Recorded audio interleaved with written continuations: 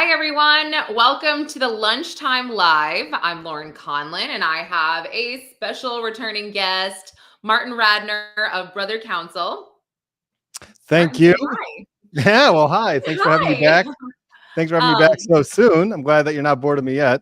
No, never. I honestly, you're the first person that I think of at this point when these filings come out and these responses come out. But I just want to point out to everyone who might have seen the live stream with the Sarge this morning. I know this is a lunchtime live, but I am actually still refilling my coffee cup. And I'm just running on coffee right now. So, you'll also notice that my channel, yeah, coffee and lunch. Exactly. Hi, Sue. Thanks for joining us. But you'll notice that my channel, you're able to be a member now. So that's really fun. I just set that up. I'm super excited. So please join. It's going to be so fun. You'll get special content, videos from me. You can submit cases. I'm thrilled. So, hi, Sheila. Yeah, Thanks definitely for joining. worthwhile becoming a member. What's that? It's definitely worthwhile becoming a member of your channel. No question. Yes, thank you so much. And obviously Martin's as well. He's had that for a while. So subscribe to his channel. I put it in the notes at Brother Counsel if you haven't already. But Martin, let's break this down. Let's start with Karen Read. Let's start with the Commonwealth's response last Friday, I believe it was. Hi, Disney. Thanks for joining. Okay. Yeah, so very interesting. Yeah. So let's kind of like take off where we left off last week, Lauren. Yes. So last week we discussed obviously the defense's motion, and we broke it down into really two main arguments. There's an argument, the fact that, well, look, all the jury is saying now that they really were ready to acquit on count 1 and count 3. So that's the same thing as an acquittal. Therefore, that's double jeopardy, like definition. And let's just bring them back. They'll all confirm.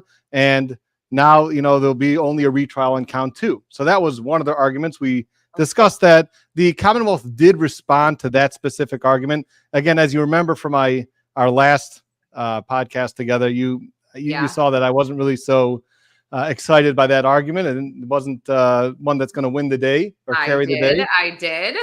But nevertheless, the Commonwealth does respond and says, brings down some of the case law that says, you can't just take a verdict whenever you want. It has to be in open court with the judge. And once they're out of the deliberations rooms, once they're out of that sacred province of the jury deliberation room, then there's just no bringing them back unless there's really only two situations that I've seen. Number one, if there's bias, like racial bias or ethnic bias that were injected into the deliberations, then you do bring them back. Yeah. And then number two is that if there's been some sort of influence by some jury tampering, basically, then you'd bring them back as well. But just because they were confused about the jury, the jury instructions, or they were confused about the verdict form, that's not going to work. So we don't really have to spend, I don't believe, much time on that. It really is a lot more exciting. And when I say exciting, I mean in a legal sense.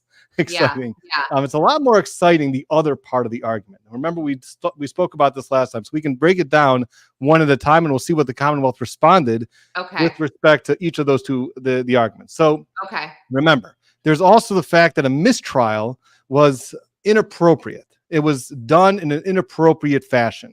That also can trigger double jeopardy, because we said if the defendant is happy with this jury, they want this jury to decide the case. Let's say Karen Read is very happy with this jury, and the judge says, you know what?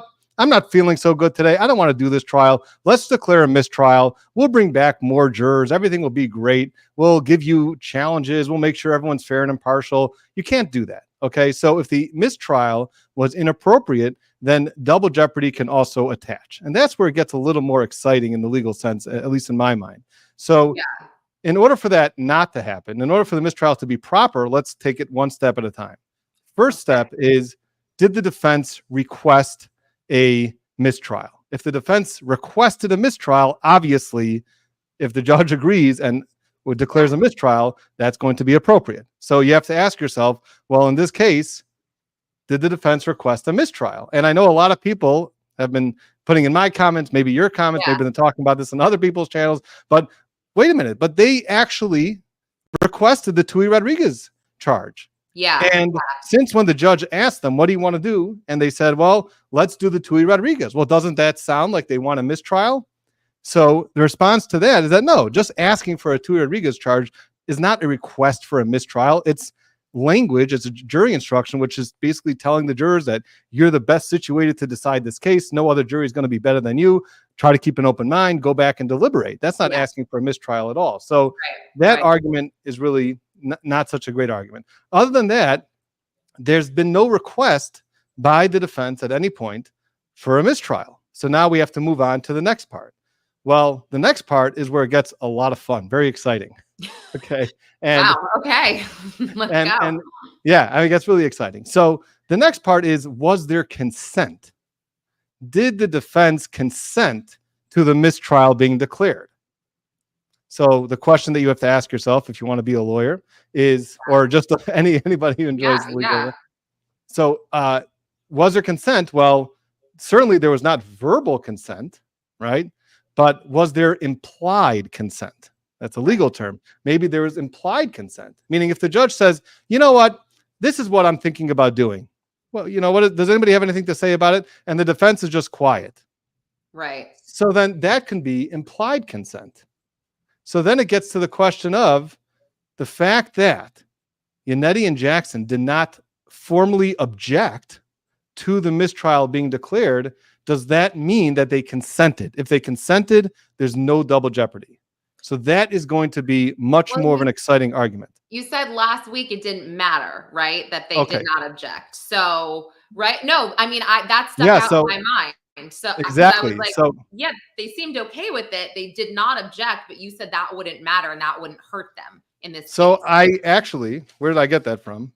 I actually got that from the defense's moving papers. Oh, where they asked, where they were talking about this, and they said they quoted a case. This is a very important case. If any of your listeners want to read this case, this is a very interesting case. Okay. It's called Commonwealth versus Edwards. Okay. I'll write that. If you want to put that in the notes. Yep. Commonwealth versus Edwards. And the defense quoted this case, which is why I was saying this is what the defense says. This is what they said in their motion. Okay. That Commonwealth versus Edwards says the following: that the defendant, they refer to as rejecting the argument that the defendant consented to the declaration of a mistrial because he did not object when the judge ordered the case dismissed, which basically they're quoting the case for standing for the fact, for the proposition that the fact that you don't object does not equal consent. And that's why we spoke about this last week, right? About this idea that the fact that they did not object does not mean that they consented, which is why we were talking about this, which is why very interesting. Now, since that time, I have to admit, I didn't actually look up that case and read the whole case before our last. Oh, do you have a life? Do you have to actually be a lawyer? God. Yeah, well, I did get around to actually reading that case. And what? All right, I'm going to pin some questions here too as we go along, but. Yeah, as soon as the jury is sworn in, that's when the double jeopardy attaches. All right, so they quoted this case, Commonwealth versus Edwards, as standing for the proposition that the fact that you don't object does not mean that you consented. Okay? Right. It's a double negative. But the fact that you don't object does not mean consent. All right? So that's what they represented. Now, I looked up the case. And what's very surprising to me, and I didn't mention this in my video last night, so in case you did see my video last night, this is extra content. Okay. I didn't mention this, but if I was the Commonwealth on this case, I would have quoted the exact case, Commonwealth versus Edwards, as standing for the opposite proposition, that the failure to object is consent. Because if you actually read that case, the case says the following. It's a little bit of a weird type of factual scenario. So you want to jump into? Here. Yeah, let's do it. Let's do it. But because I guess I'm confused where it's like you're stating one thing, but now you're saying it could benefit the state. Okay, so first of all, a little peek into how attorneys sometimes write in their briefs. They'll pick out certain parts of the opinion that will be helpful for them, but if you look at the entire context, it's not necessarily that what they're representing is 100% true. Okay, so the quote is a quote that is a quote that they took from the case, but But if you actually look at the case of what was going on, it's a very different scenario. Okay. What happened there in Commonwealth versus Edwards was that there was a document that was not turned over to the defense. And this document was extremely incriminating. Very, very incriminating. This was going to win the case for the prosecution. It was going to win the case so much that they didn't even bother calling any police officers with respect to this specific issue, because this document was like the smoking gun. I mean, it was very, very, very strong. Yeah. But they did not turn over that specific document to the defense. So therefore, there was a violation. So as soon as they tried to introduce this document, the defense objected and said, we never received it. Mm-hmm. This is discovery violation, and we're not, and we're objecting. It shouldn't come into evidence. Yeah. Now, let's take a step back for a second. If this document does not come into evidence, then what happens is that most likely, almost certainly, the defendant was going to become acquitted. He was going to get acquitted because they didn't have the smoking gun, and they already agreed that they're not going to call the police officers. So there was really no way to convict the defendant.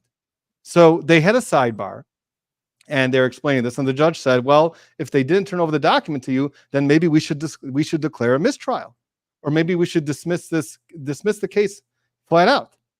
And the defense attorney said at that point, no, I don't want you to dismiss the case. I want this to go to a verdict, because I know that the verdict is going to come down with a straight out acquittal. And then there's going to be no questions and no motions and no appeals. It's going to be clear that there's double jeopardy if they try to bring this case again. Okay. Okay. So here the defense was very vocal about not dismissing this case and not ordering a mistrial. The judge on his own decided, I'm going to dismiss this case with prejudice because of the discovery violation. So he dismissed the case.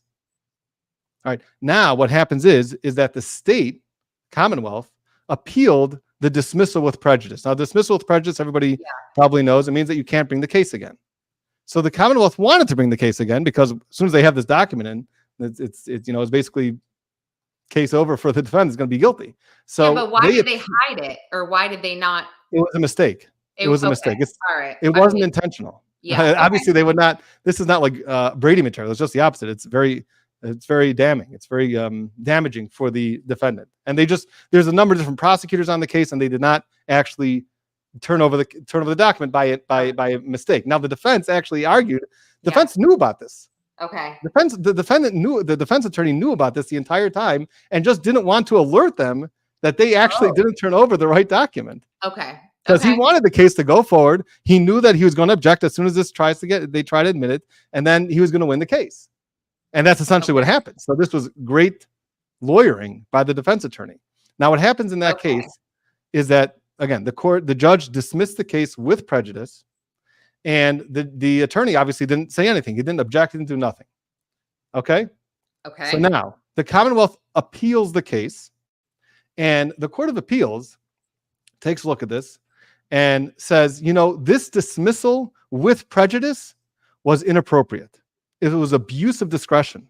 The judge should have never dismissed this case with prejudice, because not every discovery violation deserves to be dismissed with prejudice. Okay. So they found that the judge abused his discretion, and therefore they vacated that order of dismissal with prejudice. Well, now if they vacated it, then what does that turn into? What does that dismissal with prejudice turn into? What it turns into essentially is a mistrial. And now the Commonwealth technically can bring the case again. Okay. So that's all right. We're following this. This is. Yes. I guess I don't understand necessarily how this, I guess, relates to Karen Read in terms of, like, nothing was necessarily missing.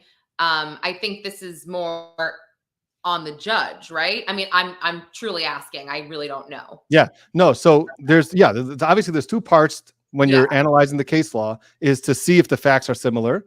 But there's also another part, is just to see what they eventually hold in the case, and if you can apply that holding, across the board. It doesn't matter what the factual scenario is in this case as opposed to the case that you're reading, right? So this case happens to be, and by the way, there's another case, if we have time, which is almost exactly the same as Karen Read, which we can get into hopefully later. Oh, that's interesting. I just want to point this out, because it is funny that we're talking about this, because I was like, this is reminding me a bit more of Baldwin over anything else and what just happened on Friday. So, and it's scary. I literally was just saying how scary it is when you think about this. If the state actually is withholding evidence, we don't want to think that, we don't want to believe that, but dude, it clearly happens. So Yeah, it does happen. And again, in the Baldwin case, it was exculpatory. So that's completely even much worse. yeah, In this I case, it was know. inculpatory. It was like, this is the smoking gun that they just forgot to turn over. Right, So, right, exactly. Okay, got it. Okay, so then yeah, we're about to get there. So okay, now but what? Karen, Okay, because I'm still a little confused with which way this could lean, and is this going to go down maybe next what is it, the 22nd for the hearing, which is well, I'm not sure when the hearing is. I know that the status conference is for July 22nd. I don't know if they have a a hearing on status it. conference. Okay, got it. Yeah. Okay, so let's get to the punchline. So we got this case coming down. The Court of Appeal says the dismissal without prejudice was an abuse of discretion. We're vacating that, and therefore, once you vacate that, so then what the judge essentially did was declare a mistrial. That's essentially what occurred.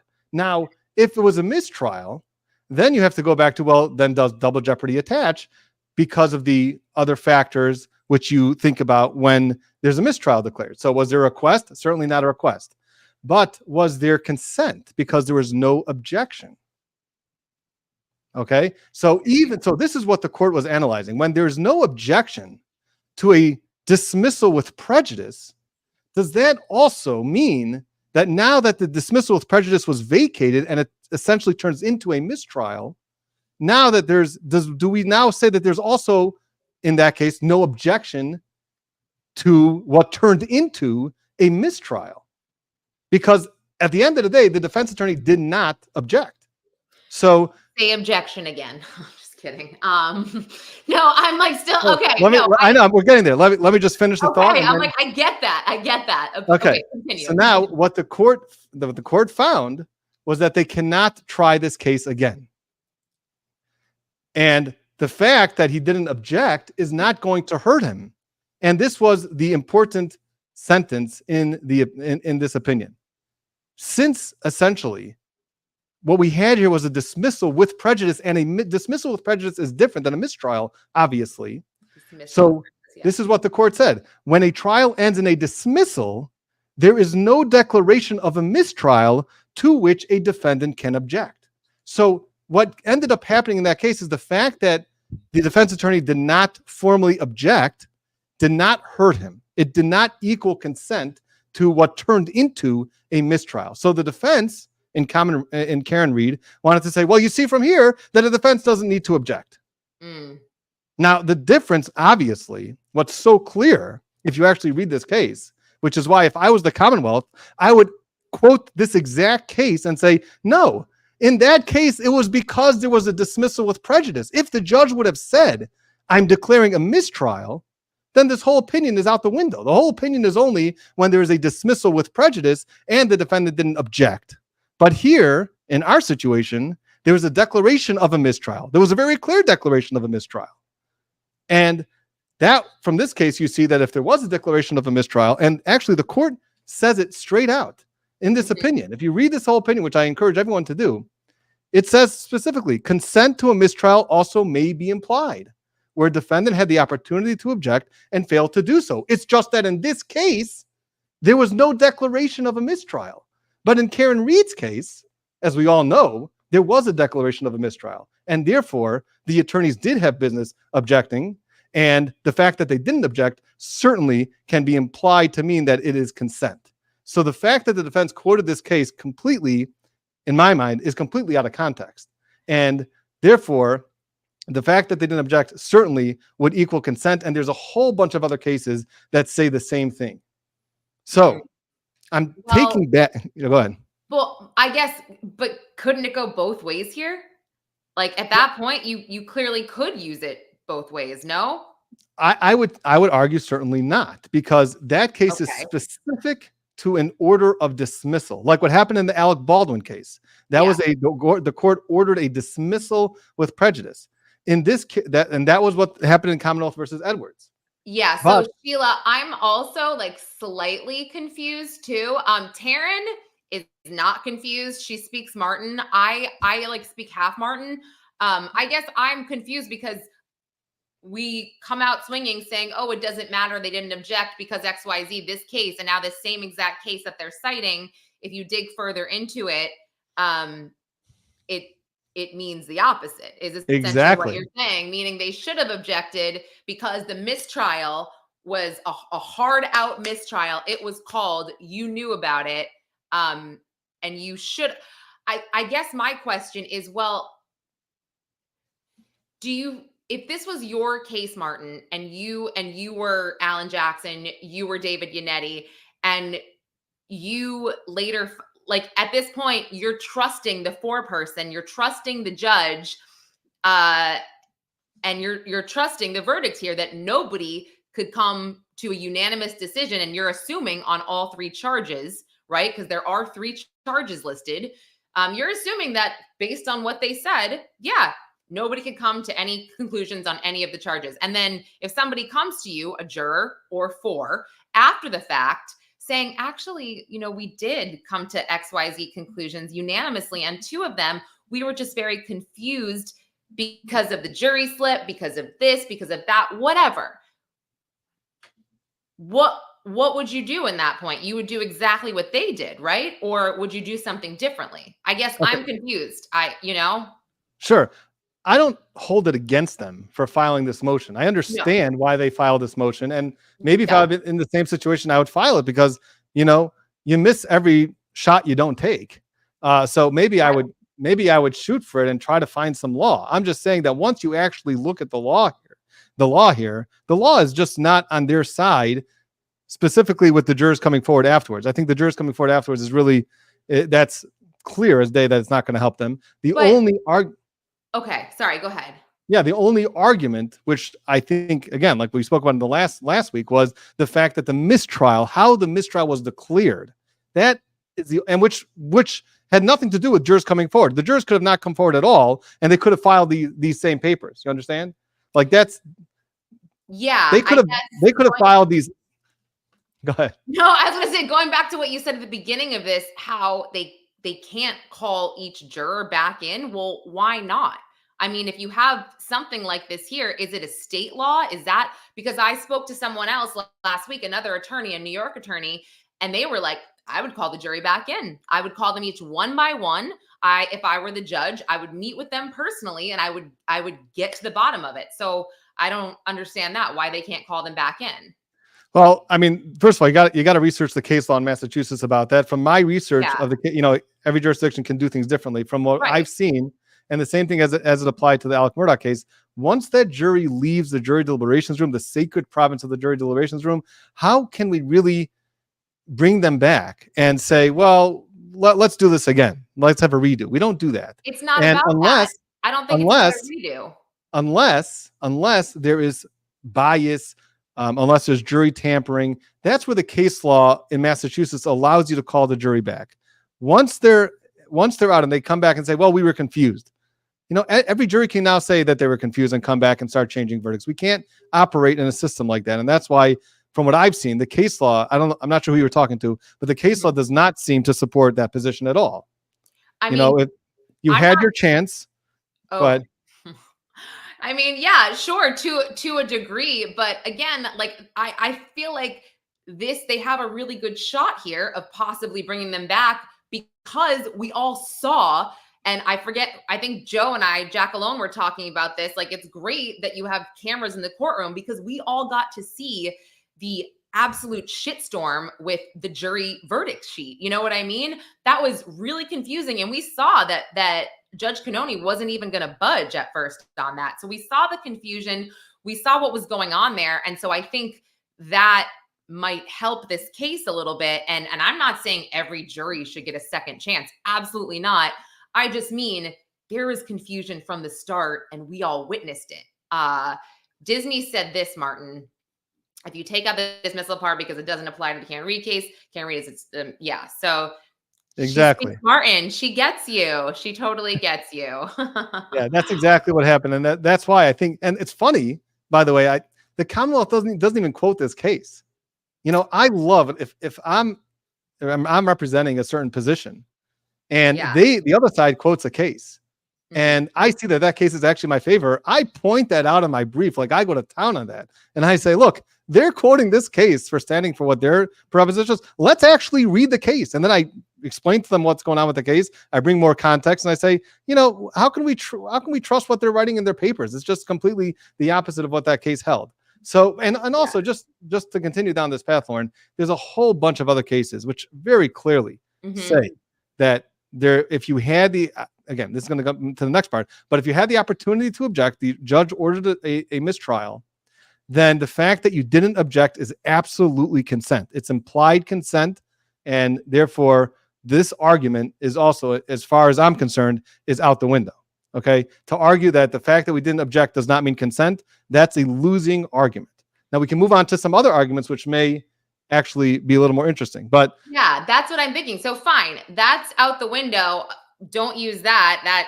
And like, not throwing any shade here, I don't think that Lally necessarily is the most nuanced prosecutor, if that makes sense. You know what I mean? I felt like obviously we've talked about this ad nauseum here, but yeah, there was a lot of things that he missed and that he could have done. So I'm not super shocked that he didn't nail down and cite, relevant cases that could help his case. But yeah. Well, he did. I mean, to his credit, he certainly quoted cases that say that by failing to object, that equals consent. It's just that if he would have read this case, Commonwealth versus Edwards, I think any attorney, if they would read this case, which what the defense quoted in their position, and it actually stands for the exact opposite, you certainly quote that in your brief and say, they're quoting this case and they're quoting it completely wrong.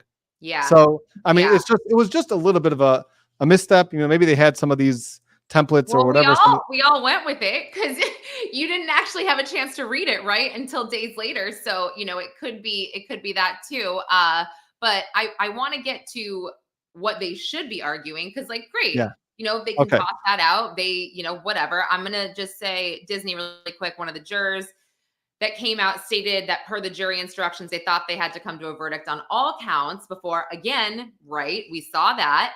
And then let's see, the judge said not to tell anyone they're split to anyone, including her. And from what I see, the jurors that have come out and how I took it that the verdicts they did come to were included. Hold on, I didn't really get that. Right. Well, in terms of I think Disney is referring to the affidavit that was filed by the fourth. Well, it wasn't an affidavit by the fourth juror, but it was a fourth juror talking to Alan Jackson, where the fourth juror said that they understood that they're supposed to come back to a verdict on all counts, and if they don't have a verdict on all counts, then it's considered hung. And by the way, like I think we mentioned this last time, there is a case which we spoke about in the last video.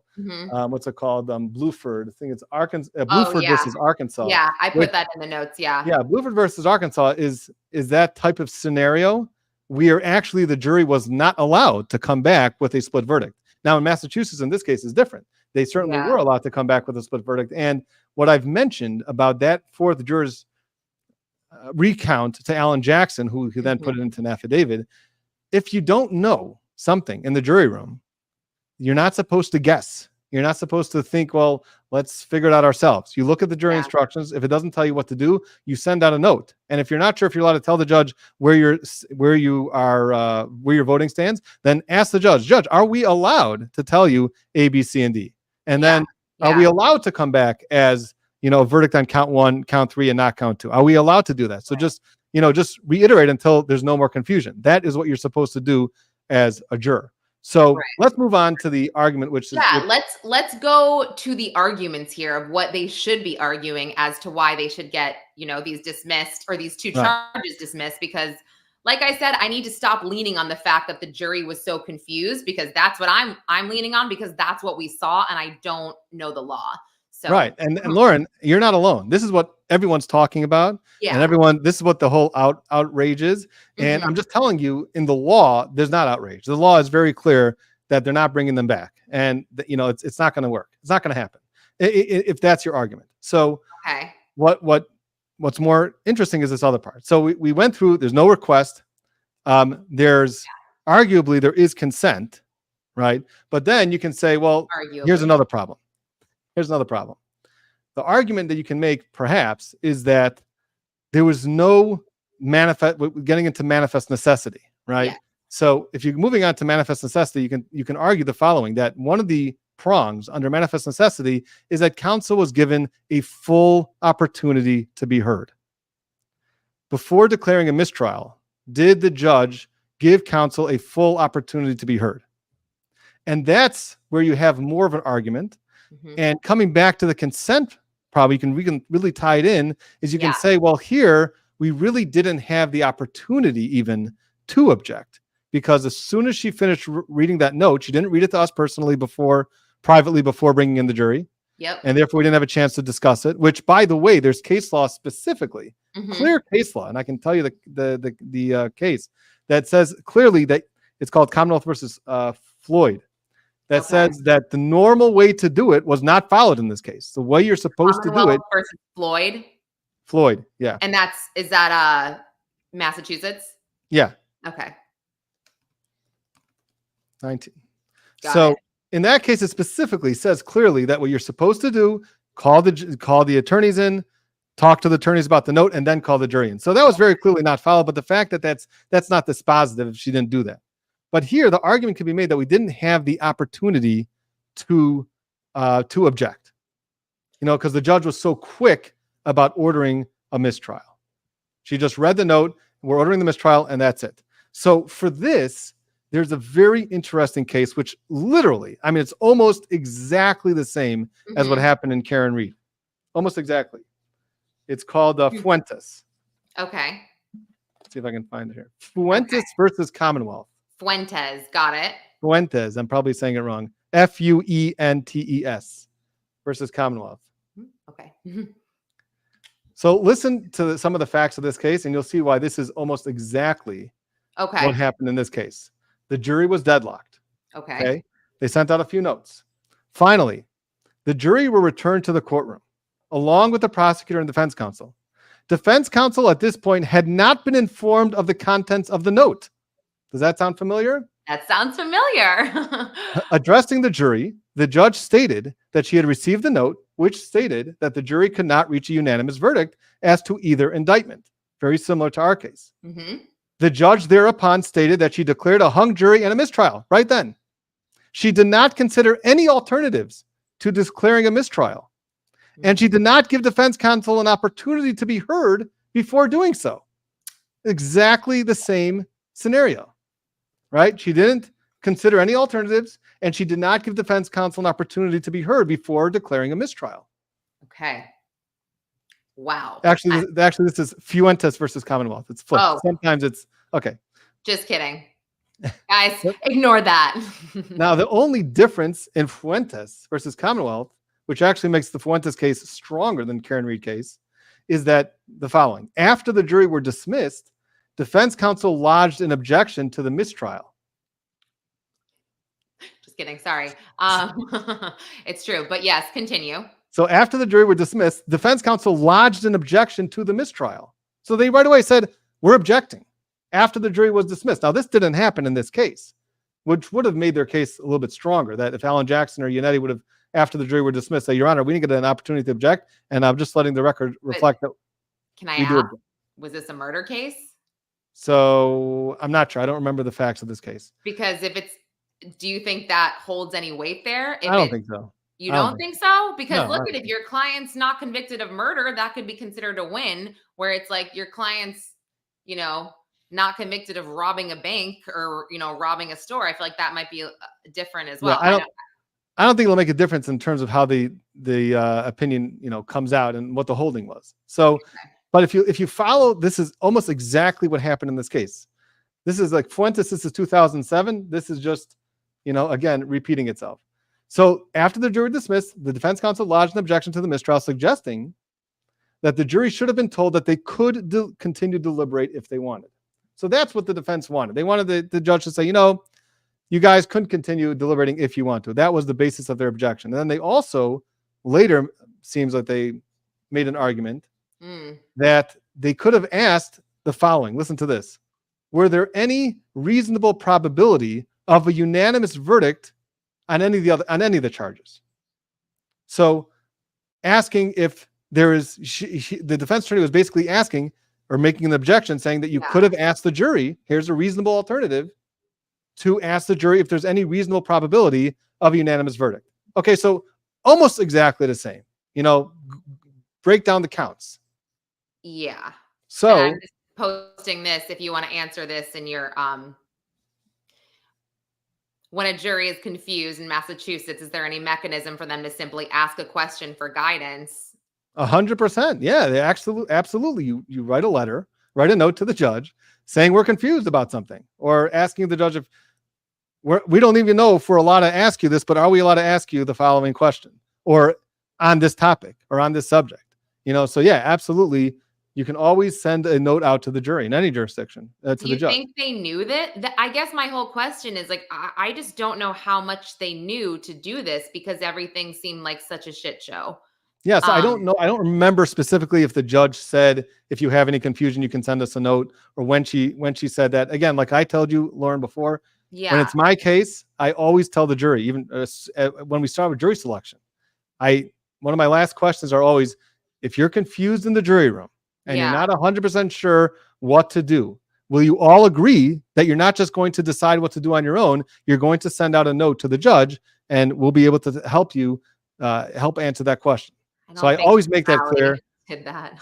But yeah, Lally or Jackson didn't do that. No, and just really quick, I think that when they did ask a question initially, they asked for a report, a cert report, and they were essentially told, "Sorry, got nothing." So maybe that discouraged them as well. I don't know. I'm just saying they did sort of ask, and then they were like, "Nope." So yeah.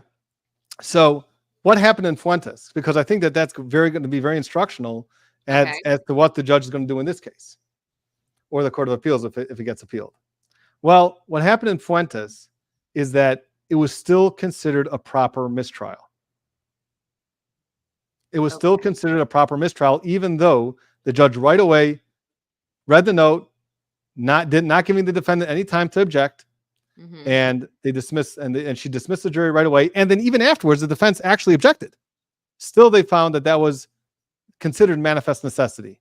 And he says, and the opinion explains, that the reason for that is that even thinking about what the alternatives could have been, the alternatives that could have been were not required by the judge, and the judge did not. There's nothing that required the judge to follow those alternatives. Now, I think so, which means the following. You run down the analysis of, let's just pretend that you did object, and let's examine what alternatives you would have asked me to do. Yeah. The judge can then simply say, well, Mr. Jackson, if you would have asked me to do that, I wouldn't have done that anyway, and therefore it's manifest necessity. So that's what it seems from this decision in Fuentes. Now, I don't love this decision. I'm not sure if this is actually this is actually the right way, because there's other cases where if there's reasonable alternatives that the judge could have done, even though the judge wasn't required to do it, it was still considered that was a reasonable alternative that the defense attorney could have asked the judge and made a record, and he wasn't allowed to. But if you're just looking at this case, Fuentes, that really, really hurts the Karen Reed side, because Judge Cannone can just look at this case and say, well, I've got Fuentes as precedent, and I'm just going to follow Fuentes.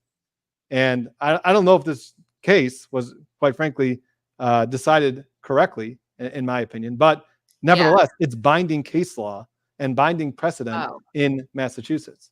So that can really sting, right? That really hurts, because even if we're going to get past that, we didn't have the opportunity to object. Right. Then you go down to the next part and say, well, let's say you would have objected. What was the alternative you would have suggested? I wouldn't have let that anyway, and therefore that's not good enough. It's considered manifest necessity, and they get to retry on all counts.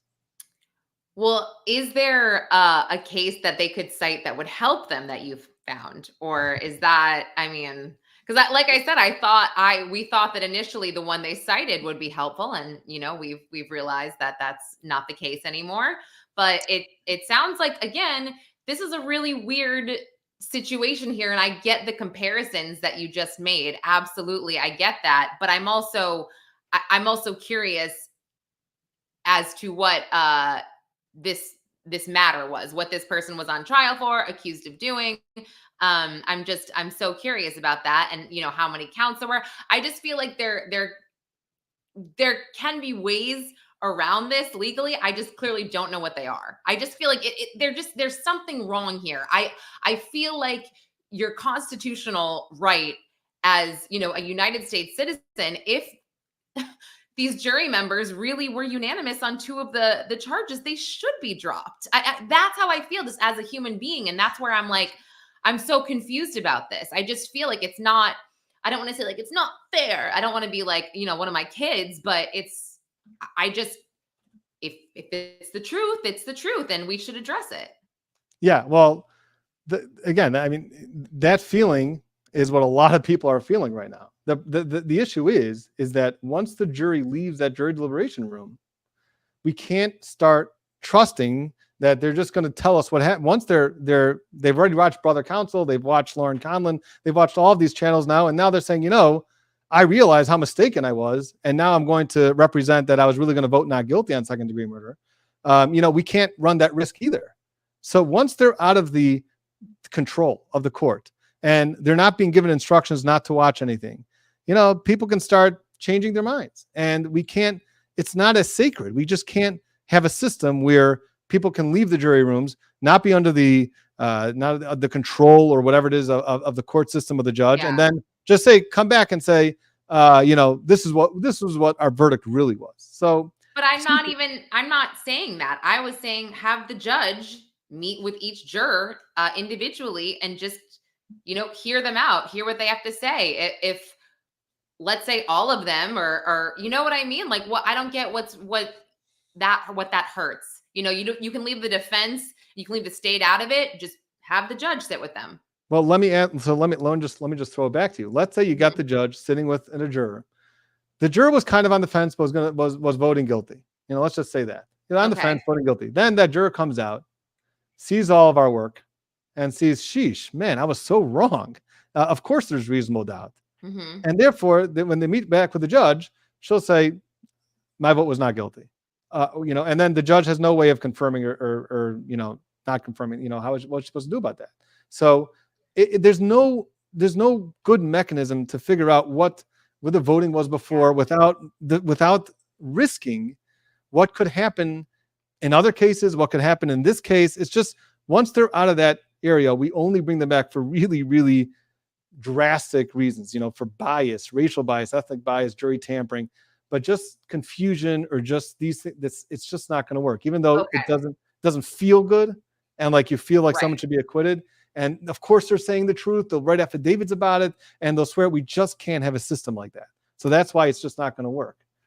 Well, okay, really quick. Well, I just want to say one thing. Is it possible at this point then, because of all of the matters happening outside, let's say of these filings, Proctor getting suspended with pay, the Kevin Albert getting suspended, who is somewhat involved with this case, is it possible here that the state is just like, crap, we might not have a case the second time. Maybe we just drop two of these charges anyway, and we try her for manslaughter and, we take a shot, right? I mean, do you think that is a possibility? And again, I know that at this point with the Paul O'Keefe interview and it seems like the O'Keefe family is very staunch on wanting everything tried, just the way it was before. Could this happen with the state where they just say, look, guys, we're really sorry, but this is the best course of action if you want some kind of conviction? So I thought from the beginning of this motion, before I even, did a deep dive into the law, right away, I assumed that the reason why they're filing this motion is really to let the Commonwealth know that they had nothing on second-degree murder. And it was posturing. Yeah. A lot of it was, I believe that some of it was posturing. Some of it was for the headlines, and having more of an outrage, her being retried again on count the second-degree murder. I did feel that, and that's why maybe I would have filed this motion, even if I would have known that it was going to get denied, just letting the Commonwealth know you had no chance on second-degree murder. You shouldn't try her again on second-degree murder. So yeah, certainly that can be part of the considerations. And quite frankly, again, if I was the Commonwealth, I wouldn't bring this case again. I don't know if I would have brought it the first time, because the Yeah. the experts that testified for the defense were so strong. I don't know in good faith how that does not equal reasonable doubt. And as a prosecutor, you have to meet your burden. You have to believe that you met your burden. Mm-hmm. And to bring the case where you've got very clearly three tremendous experts who are testifying that this wasn't a car versus pedestrian accident, that's really troubling to go bring that case. So yeah, I think the Commonwealth should really rethink about trying her again. I don't think Yeah, they should. and that seems to be the way to go here if that's an opportunity. And I think some people believe that Morrissey should step down. He's also, he's his whole thing a little sketchy, and he's run his course as DA. But I want to just pin this one question. If the defense objected to dismissal at that time, could the jury change their verdict? Why did they not object? I mean, I went back to say I think they were extremely confused here. I think that both sides thought they could not agree on each charge unanimously, and that's what this whole thing was. But time has told us that that might not be the case. Right. So I would say that if the defense, why didn't they object? Very obviously, I don't think most defense attorneys would not object to a mistrial being declared, because a mistrial is a victory. Because a lot of times it's 11-1 or it's 10-2 against you, and you don't want to lose that one or That's two. what I was trying to get at with the other one. When I was saying, was this a murder trial or not? Because I was just saying, like, why would the defense object to a mistrial when their client did not get convicted? That's good. Why would anybody object to that? Which, like, I want to know. I guess I should look it up, the Fuentes one, because maybe they objected because it's, let's take it was a robbery. He's not going to spend life in prison. Well, part of the reason that they could have objected, by the way, and this is just trial strategy, Mm-hmm. is that once the judge dismissed the jury, then why not object? It's not like they're going to call the jury back. She already dismissed the jury. She declared the mistrial. She didn't give you the opportunity to object. So that's what happened in Fuentes. If this would have been before she actually declared the mistrial, she got a letter or a note saying, we're really hung here. And then she's asking the attorneys, what do you think we should do? It's a whole different situation to object there, when the jury is still deliberating on the case, as opposed to when she already dismissed the jury and say, oh, Your Honor, that was completely inappropriate and I object. And now you're preserving the record and there's nothing to do about it now, but your objection is preserved. And now you can make the argument that you would have objected before, even though between you and me, you would have never objected before. So would Jackson and Yannetti have objected? I don't think there's any way in the world they would have objected. They wanted the mistrial. I think that would have been a win. It's just after the fact that the facts played out the way that they did, and now they can make this type of argument and argue for double jeopardy. Why not do it? Absolutely.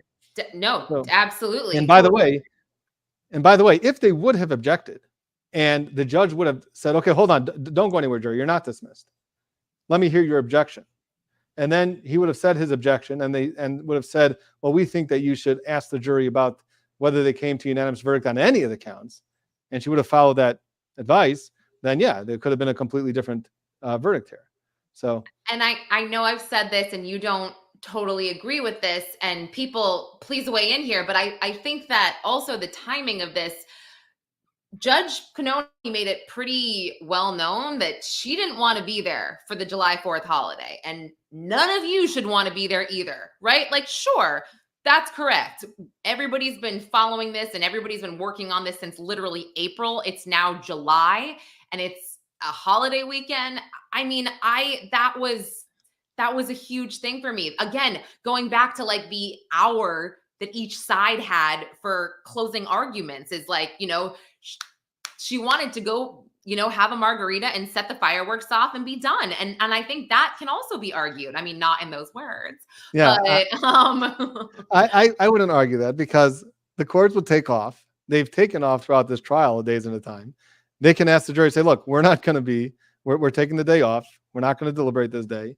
And you'll come back in 3 days after the holiday and deliberate. So she could have, had all these. She wasn't going to do that, please, bitch, please. She was never going to do that. You know that. She wanted to be done. I mean, I guess I can't totally blame her, but a lot of this was rushed, in my opinion, because of that. Like, going back to the whole jury slip forms and just not explaining things and not not being just not elaborating,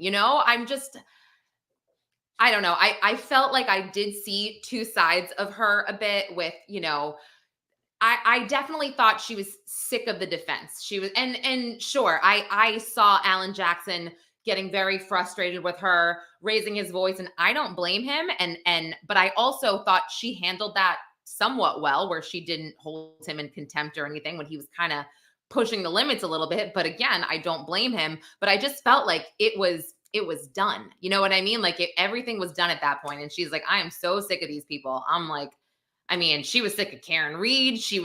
It was just, in my opinion, watching this, it was getting awkward. Well, I mean, look, we saw certainly we saw some patients there being tried. Yeah, I mean, it is long. It was a long trial, and it was publicized, and every single argument is much more elaborate because the cameras are on, and you're putting on the show for 30 days instead of having this trial done in 2 weeks.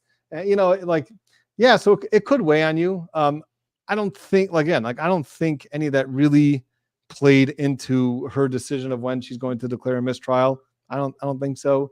They did deliberate for 25, 26 hours. Mm-hmm. So it was a long time. They sent a number of notes saying that there's a completely deadlocked. And look, it's a win for the defense in every single time. The only reason why they're making this motion is because they think they found a loophole here, which they can try to argue double jeopardy. If they would have been asked before, they would have certainly said, yes, mistrial. So, yeah. Yeah, but you made a really good point that everybody should just know that normally the defense doesn't object to a mistrial, because why would they? Their client wasn't convicted. Why would they not think that the jury wasn't unanimous on all three charges? And if you were with Martin and I last week, we played a video from the David Swift trial where essentially that judge literally had the foreperson in the jury come in, and this person, said, we cannot reach a verdict, we're hung. And the judge said, well, actually, let's go through all the charges. And then they did. And then he was like, oh, okay. And there we go. So David Which, by the way, I did want to point out also Yeah. some extra content, because I didn't talk about this. Actually, I did talk about this on my video, but this is actually straight out of the rules of criminal procedure for Massachusetts. It's Rule 27B. 27B specifically says that a judge is allowed to ask the jury if they've reached any verdict on some of the other offenses, some of the different counts. So she is allowed to. Now, is she going to say that she would have? She's probably going to say, Mr. Jackson, if you would have made the objection, I wouldn't have allowed it anyway, and therefore, we're not even going to get into more about this motion. The motion's denied. So, like I said before, if you're a betting person, you're going to bet that this motion is denied. It'll be interesting, I think, if it goes up on appeal and to the Supreme Court eventually, because this is a very interesting issue. And there's certainly, I think, something to be said for the fact that they didn't really have the opportunity to object. She just ordered the mistrial right away. And the Fuentes case was just not decided correctly. So, we'll see if that actually, for the legal scholars, if they want to follow this stuff, we'll see if that actually becomes something. But well, this is really interesting. And we've literally spent 53 minutes talking about Karen Read and this, which, I should have known that we were going to be doing this whole time. We're talking about Karen because, it's not over. And it's just funny that it's not over. I think a lot of us thought it was. And I thought that before hearing this, that this was kind of open and shut for the defense. I'm going to be perfectly honest with you. I really did. But it sounds like the best case here would be the Commonwealth just dropping the two charges because they don't have a freaking case. And they never had a murder case. And you, as unbiased as you are, completely agree with that. They never had a murder case. I don't think they had. I don't think they were able to satisfy their burden. No, I'm going to, I don't think they were able to satisfy their burden. Okay. And I think that if they're thinking about trying this case again, the only conceivable way that they have a chance, in my mind, again, juries can do anything. But the only conceivable way is that they actually get some real experts, to show how what happened to John O'Keefe is consistent with being hit by a car. If they don't do that, then to me, it's just a waste of taxpayer money. Yeah, like this. Yeah, like the last 8 weeks of no, totally. But just to wrap things up, we should just discuss really quickly the Baldwin dismissal. And Friday, this was like the biggest news ever. I know I texted you and you were like, wait, what? And you were like scrambling. And I was like, yes, you need to explain all of this to me. But I obviously have a solid understanding at this point. And this was big news until Trump got shot. But yeah, I guess Alec Baldwin probably was like, oh, thank goodness about, Yeah, well, I mean, whatever. But first of all, his attorneys did an amazing job. From the get-go, his attorneys were attacking this case. They filed motion after motion, motions to dismiss, motions in limine. I mean, look, you pay the big bucks for the big law firms. They're going to actually do some serious work and some serious motion work, and that's what they did here. Alex Spiro was amazing, and he got this information out that they did not. They buried essentially this ammunition, which is just. I mean, and here's the problem. I mean, here's really when I'm part of what I'm watching here is I'm wondering, how is Carrie Morrissey going to protect herself? Because she doesn't want to come across as someone who's been hiding the evidence, because that's really ethical problems, which she could, her law license can be on the line here, and no attorney wants that. So your law license is worth more than any single individual case. So here as I was watching this, like, sheesh, I wonder how Carrie Morrissey is going to protect herself. So she had to take the stand. I don't think she wanted to, but I felt that she did that in order to protect herself, so that you would be very clear to the judge, I did not know about the ammunition that matched the same ammunition that was provided on the Russ set. If I would have known that, no question, I would have turned it over. The other fact that this ammunition had no markings at all, it wasn't similar at all to the ammunition on the Russ set, and therefore I felt like this is completely ridiculous. It's not evidence. Has nothing to do with the case, and that's why I didn't feel like I should tell them about it.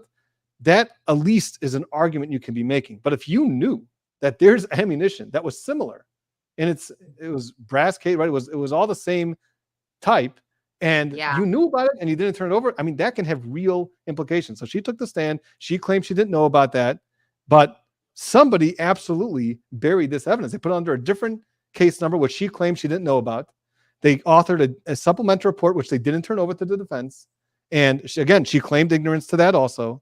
So what actually happened is a complete constitutional violation. And the judge was absolutely right for dismissing the case with prejudice as a sanction. Essentially, that's what it was. It was a sanction that she was dismissing this case because the conduct here was violated Alec Baldwin's constitutional rights. So I mean, it's something. It's like you said, it's not something that we see every day, and we don't see it very often at all. Especially when you have such a high-profile case where everyone's making sure that they're doing everything right. Now, I want to ask you, though, really quickly, two things. I mean, do you think that she should be investigated over this? And number two, could this affect Hannah Reid at all? So the Hannah Reid, it's a little more complicated. And I think, people are jumping a little bit too early to say, oh, this is going to exonerate Hannah Reid. It's not as simple, because really this ammunition was not turned over till after the Hannah Reid's trial. Okay. Now, there were some text messages that were exchanged. Maybe there could have been some follow-up before her trial, and they could have contacted Troy Teskey, who was the person who brought it in, because he initially did say that he had some ammunition. Maybe they could have done a more thorough investigation, and maybe they can have a chance at maybe at a retrial, because they didn't even know about. I think they did know about Troy Teskey. So I mean, I have to see how they're going to actually move for a new trial, or You think they are going to move for a new trial for Hannah? That's what I heard. I heard that Jason Balls is going to file this motion. Okay, I did not hear that. And then Erlinda Ocampos, Johnson. That was crazy. She's done a lot of interviews, and I mentioned that Jack Fox will be deciphering their statements Thursday morning on a live, which should be really interesting. Martin, if you are around, you should join us at 8 a.m. You're probably busy and whatever, but I mean, one day you should jump on. Well, I like Jack Fox. I think he's very interesting. I like listening to him. And you know what? Sharon likes you. So there we go. It all works out. Well, thank you, Sharon. I mean, that other attorney spoke out. And what's interesting is that actually Carrie Morrissey said under oath that the reason why she left was because something about this hearing being public. That's what she said. And then when Erlinda Johnson actually, in her interview, and one of the interviews that I saw at least, she said that actually it was because she found out that they buried some of this evidence and she didn't want to be associated with the case anymore because it has ethical implications on you. And if you're a prosecutor caught with this stuff, it really doesn't look good, right? Right. So that's why, actually looks horrible. Yeah, no, I totally agree. I definitely will be following that, but I know everybody has to get back to work. So, gosh, this hour flew by, Martin. Yep. Thank you so much. Everybody, if you do not subscribe to Brother Counsel, please do. He's clearly amazing. He breaks it down. I will say I have a lot of research to do after I get off with you, just about everything you've said and a lot of these cases that you referenced. Really interesting, super interesting. Thank you for bringing those to our attention. It was very helpful. And by the way, I think I'm going to do another video on this because there's really some more cases that I didn't get to in my last video, which also have something to do with this case, which were quoted. Some were quoted by the defense's in the defense's motion. And I think I just started looking a little bit at it now, and I think that this is another whole interesting area to look into. So I may do that also. And then I think on top of that, Lauren, I think we're expecting the defense to file a reply to I the think Commonwealth. I think it came out already. I think that was today. Yeah. So I'll have to look for that after this, but I'm pretty sure it did come out. So well, then I got my work cut out for me. I know. And then we'll have to do another one of these. So yeah, that would be amazing. But Martin, thank you so much. I'm going to end the stream. Hang out for 1 second, Martin, while I end it. And everybody follow Brother Counsel, like and subscribe, and become a member here. And don't forget 8 a.m. on Thursday with Jack Fox. Thank you. Yay.